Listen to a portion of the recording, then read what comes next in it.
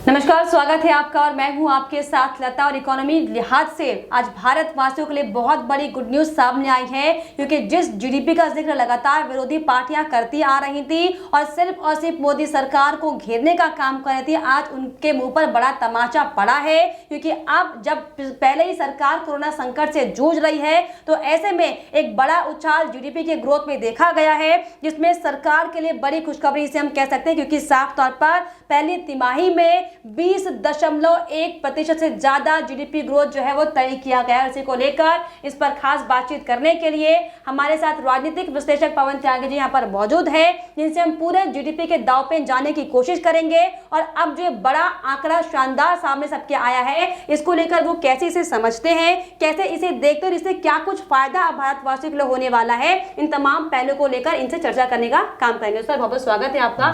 तो सर, जिस तरीके से अब जीडीपी में जो बड़ा उछाल देखा जा रहा था, शानदार आंकड़ा सबके सामने आ गया है, इसको सर पहले आप कैसे देख रहे हैं? देखिए, विपक्ष पिछले कई महीनों से लगातार, और बल्कि मैं कहूं तो 2-3 साल से मोदी सरकार पर यह सवाल उठा रहा था कि जीडीपी गई कहां। और उसमें सबसे ज्यादा चिल्ला रहा था राहुल गांधी, जिनके शासनकाल में 6% 7% जीडीपी रही है। जीडीपी आज ये 20% से भी ऊपर गई, 20.1 है। ये पिछले साल माइनस में 24 थी। और ये होता क्या है जीडीपी, आप समझिए कि देश की जो कुल एक साल के अंदर संपत्ति है, वो जो अर्जित की है या इन्वेस्टमेंट है, उसको जोड़ा जाता है कि 2020 और 21 के बीच भारत में कितना इन्वेस्ट हुआ और उस इन्वेस्टमेंट का कुल लागत कितनी थी, उसके आधार पे ये तय होता है। तो हमने देखा माइनस में जब गई थी तो पिछले दिनों लॉकडाउन था, पिछले साल सब इंडस्ट्रियां बंद थी, लेकिन भारत तब भी वैक्सीनेशन कर रहा था, तब भी लोगों को फ्री दवाई दे रहा था, इसमें पैसा खर्च हुआ तो माइनस में गई। तब सवाल उठा रहे थे राहुल गांधी। तो राहुल गांधी ऐसे रहता है जैसे कहीं दूसरी दुनिया का हो, भारत की स्थिति नहीं पता। जबकि उनको समझना चाहिए कि मोदी सरकार ने 1 साल पूरा लॉकडाउन के टाइम फ्री में इलाज दिया, वहीं लोगों को घर बैठे अनाज दिया, वो भी बिल्कुल फ्री में। वहीं आपको बताएं, किसानों को सम्मान निधि जो दी गई थी अकाउंट में पैसा, वो दिया गया, प्रवासी मजदूरों को पैसे दिए गए। यानी आमदनी थी नहीं और खर्चा बराबर हो रहा था। लेकिन आज आप देखिए, अभी भी कोरोना गया नहीं है, कोरोना अभी भी चल रहा है, वैक्सीनेशन प्रोग्राम अभी भी चल रहा है। और भारत का जो वैक्सीनेशन प्रोग्राम है वो दुनिया का सबसे बड़ा है। यानी हमारी जो जनसंख्या है, अभी तक हमने रिकॉर्ड लोगों को वैक्सीन दिया है। तो खर्चा अभी भी वही है, लेकिन ये जो 20% उछाल है, हम पॉजिटिव में गए हैं, उसका एक रीजन आप देखिए कि गवर्नमेंट के द्वारा जो पॉलिसियां बनाई गई मोदी सरकार के द्वारा, उस पॉलिसी के कारण हमारे इंडस्ट्रियों में हर सेक्टर में इन्वेस्टमेंट हुआ, जिसका नतीजा आज हमारे सामने है कि 20% जीडीपी का जो उछाल है। यानी इस पूरे 2021 में, फाइनेंशियल ईयर 2020-2021 तक, अब आप समझिए कि कितना इन्वेस्ट हुआ होगा कि हमने -24 कवर किया और प्लस में 20 पहुंचे। यानी एक तरह से मैं कहूं तो ये माइनस को कवर करते हुए हम प्लस में पहुंचे हैं। ये जो उछाल है, तो ये इसलिए दिखा रहा है कि मोदी सरकार की जो दूरदर्शिता है, और इन्वेस्टर जो हैं, चाहे वो विदेशी कंपनी हो और देशी कंपनी हो, उनका मोदी सरकार पे एक भरोसा बना है। और ये आंकड़े जो आए हैं, ये तब आए हैं जब उद्योगपति जो हैं, जो सेक्टर में इन्वेस्ट करते हैं, उनको अब भरोसा हो गया है कि अगली बार भी मोदी ही सरकार आएगी।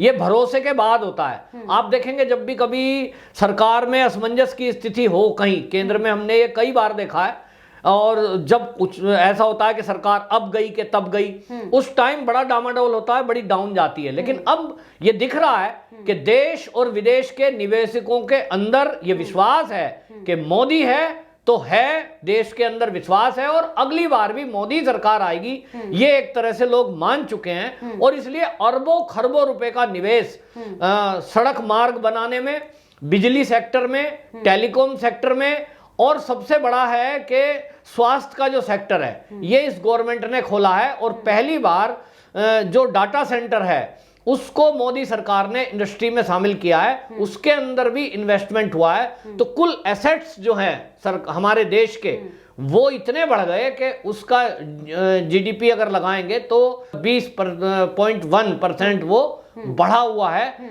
और इससे होगा क्या कि आने वाले समय में अब हम और तेजी से देखेंगे कि इन्वेस्टर इन्वेस्ट करेंगे, जिससे देश की तरक्की होगी। बिल्कुल, वाकई तो अंतर्राष्ट्रीय मंच पर हमने एक नई पहचान बनाई एक बार फिर से, क्योंकि जिस तरीके से पिछले लंबे समय से आपने भी बताया कि पिछले साल की अगर हम बात करें तो 23% नीचे हम माइनस में थे, लेकिन उसे रिकवर करने का काम मोदी सरकार ने किया है। और इतनी चुनौतियों के साथ, क्योंकि लगातार हम पिछले 2 साल से कोविड से जूझ रहे हैं, ऐसे में तमाम जो इंडस्ट्रीज है वो बंद है, लेकिन अब जिस तरीके से लंबे समय से तमाम विरोधी पार्टी सिर्फ और सिर्फ जीडीपी की आड़ में मोदी सरकार के खिलाफ साजिश करने का काम कर रही थी, उनके मुंह पर हालांकि करारा तमाचा है ही, लेकिन अब जिस तरीके से हम अंतर्राष्ट्रीय मंच पर जो मजबूत हुए हैं सर, ये वाकई अपने आप में एक मिसाल कायम करता है। लेकिन ऐसे में अब ये बड़ा सवाल है कि अब आखिर विपक्षों के पास क्या जवाब होगा, जो लगातार जीडीपी के नाम पर सरकार को घेरने का काम कर रहे थे, अब उनकी जवाबदेही इस पर क्या होगी? देखिए, राहुल गांधी को हमने देखा है और उसको फॉलो करता है बाकी विपक्ष भी। वो ऐसे बोलते हैं, अभी गवर्नमेंट ने तय किया कि जो सेक्टर घाटे में है गवर्नमेंट के, उनको लीज पे दिया जाएगा। गवर्नमेंट ने ये तय किया, मोदी सरकार ने।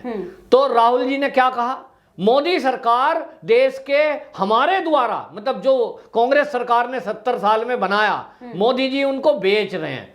मतलब वो इतने एक पार्टी का प्रमुख लीडर है, प्रधानमंत्री बनने का दावेदार है कांग्रेस की तरफ से, और उनको ये नहीं पता कि लीज पे देना और बेचना होता क्या है। उदाहरण देता हूं मोदी सरकार ने क्या किया और जीडीपी का उस पर क्या इफेक्ट है। मोदी सरकार ने अभी तक जो किया है, जैसे कि सड़कें बनी हैं, तो हमारे भारत में कोरोना काल में जो काम बंद रहा, लेकिन पिछले साल में इन्वेस्ट हुआ है, अरबों खरबों रुपए का इन्वेस्ट हुआ है और हाईवेज बने हैं।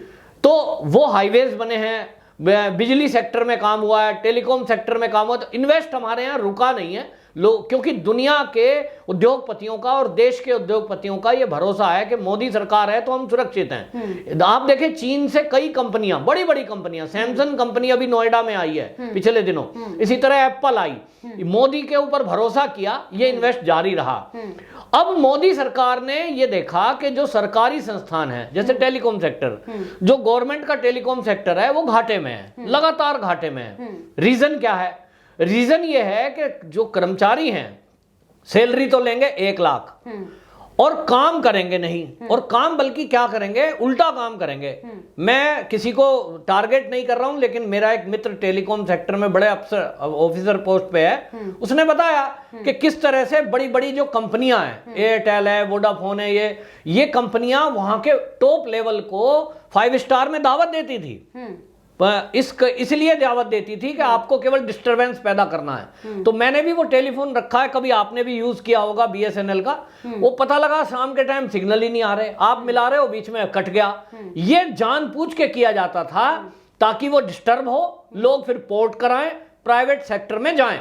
और आज प्राइवेट सेक्टर में गए, कहां गया? एमटीएनएल खत्म हो गया, बीएसएनएल खत्म हो रहा, कोई सिम लेता है क्या?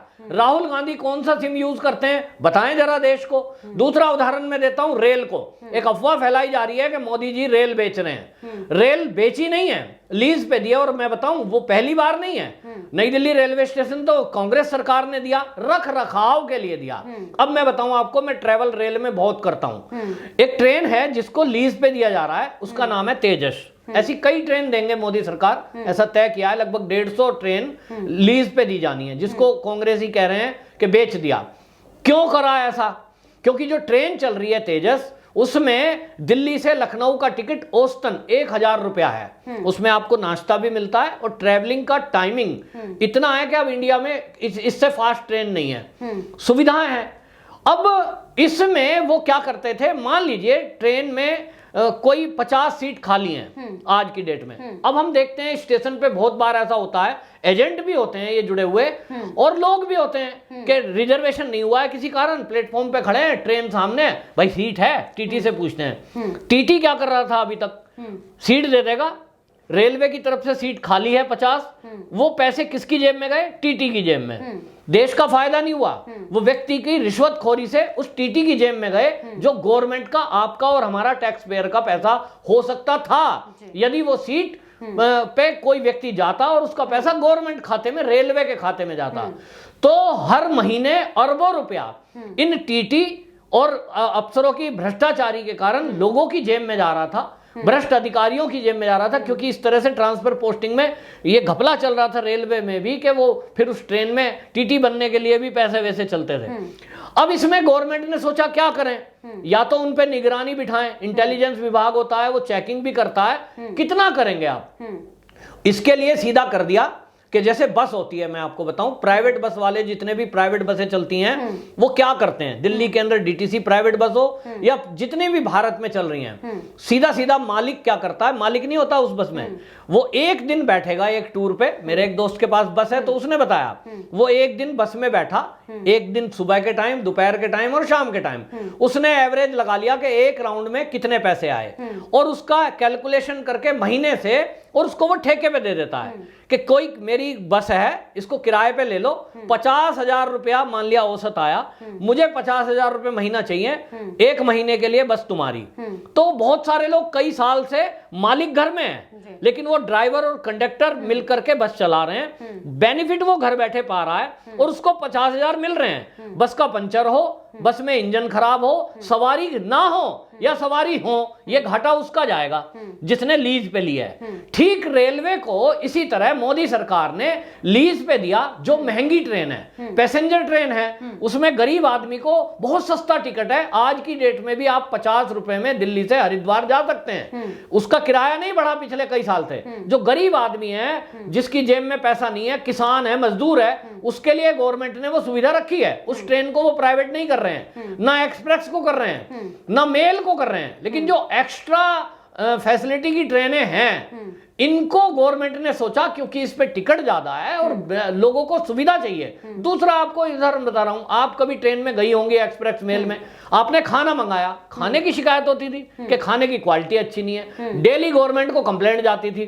अब आप ट्रेन में जाइए, मैं जाता हूं तेजस में या शताब्दी में, आपको खाना मिलेगा नहीं, आप बुक करेंगे, खाना बढ़िया सा पैक होके हल्दीराम से या किसी से भी आप मंगाइए, एक क्वालिटी आती है। तो इसलिए गवर्नमेंट को आम के आम गुठली के दाम, एक तरफ तो ये बेनिफिट मिलेगा और दूसरी तरफ जो जनता को सुविधा मिलेगी। तो सर क्या इसे हम ऐसे भी समझ सकते हैं जिस तरीके से लगातार जो बड़े बड़े उद्योगपति की हम बात करें अपने देश में, चाहे फिर वो अंबानी हो या अडानी हो, उन पर हालांकि सवाल विपक्षी पार्टियां खड़ा करती हो, लेकिन जिस तरीके से मोदी सरकार का पूरा अथक प्रयास है कि उन बड़े बड़े उद्योगपतियों को पूरा समर्थन किया जाए ताकि वो पूरे हमारे देश में अपने रोजगार को काम को बढ़ाते हुए लोगों को रोजगार प्रदान करें और अच्छी जगह पर निवेश करें, तो क्या सर ये भी एक बड़ा पॉइंट हो सकता है मोदी सरकार की ओर से दिया गया जो कदम है, जो उद्योगपतियों के लिए जो समर्थन लगातार किया जा रहा है, चाहे इसमें हम अंबानी का नाम ले लें, क्योंकि रिलायंस के जो अंबानी जी के जो पिता थे उनका भी ये सपना था कि हर घर में फोन हो, और आज वो सपना अंबानी ने पूरा करके दिखाया है। तो ऐसे में मोदी सरकार का भी एक सपना है कि हम राष्ट्रीय स्तर पर भी और अंतर्राष्ट्रीय स्तर पर भी आर्थिक स्थिति से मजबूत हो, और इसीलिए इस आर्थिक स्थिति से मजबूत करने के लिए इन तमाम उद्योगपतियों को पीछे से पुशअप किया जा रहा है, उनको पूरा समर्थन दिया जा रहा है। तो क्या ये भी एक बड़ी भूमिका निभाता है जो बड़ा छलांग हमने जीडीपी रेट में लगाया है?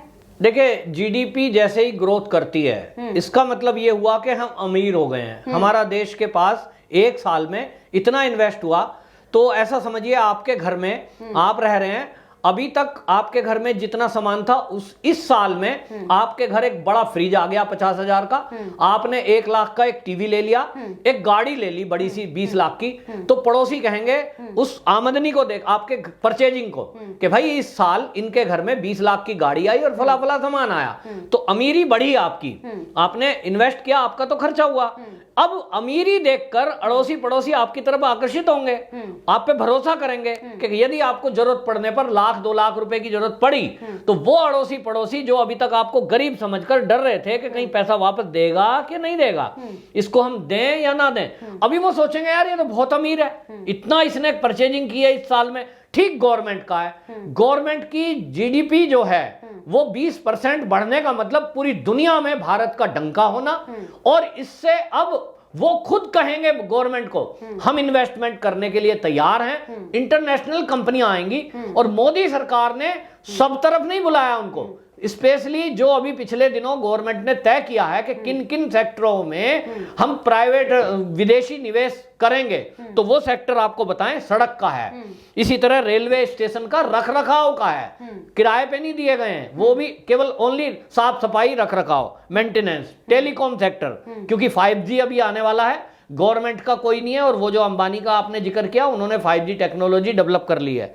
इसी तरह हवाई अड्डे, ये इनके रखरखाव में विदेशी निवेश की जरूरत है, और मोदी सरकार अपनी तरफ से या तो करती अरबों रुपया इन्वेस्ट, तो मोदी ने दिमाग लगाया कि इसमें प्राइवेट सेक्टर को दे दिया जाए और वो लीज पे दिया जाएगा 4 साल के लिए, और उसमें 6 लाख करोड़ रुपया गवर्नमेंट को आएगा, तो गवर्नमेंट उस पैसे को कहीं और लगाएगी, और वो कौन सा सेक्टर है वो भी बता दूं, रक्षा सेक्टर, क्योंकि रक्षा में हम देख रहे हैं आतंकवादी घटनाएं जैसी हो रही हैं, तालिबान और ये सब मिलकर। और ये थे हमारे साथ त्यागी जी, इनका साफ तौर पर बताना था कि ये सिर्फ और सिर्फ मोदी सरकार के अलग अलग सेक्टर में किए गए कामों का ही परिणाम है कि आज हमारे देश की जीडीपी ने बड़ी छलांग लगाई है। शानदार आंकड़ा हम पूरे देशवासी अंतर्राष्ट्रीय मंच पर भी सबके सामने कि वाकई सिर्फ और सिर्फ मोदी सरकार के तक प्रयासों का ही परिणाम है। लेकिन फिलहाल इसे विरोधियों को लाजमी है कि उन्हें तिलमिलाट उनके सामने आए और इसको लेकर जाहिर तौर पर उनकी भी बयानबाजी सामने आएगी। लेकिन फिलहाल इन तमाम मुद्दों को लेकर और जो बढ़ती जीडीपी अब सबके सामने है, इसको लेकर आप सब क्या अपनी राय रखते हैं, हमें कमेंट बॉक्स में जरूर लिखिएगा।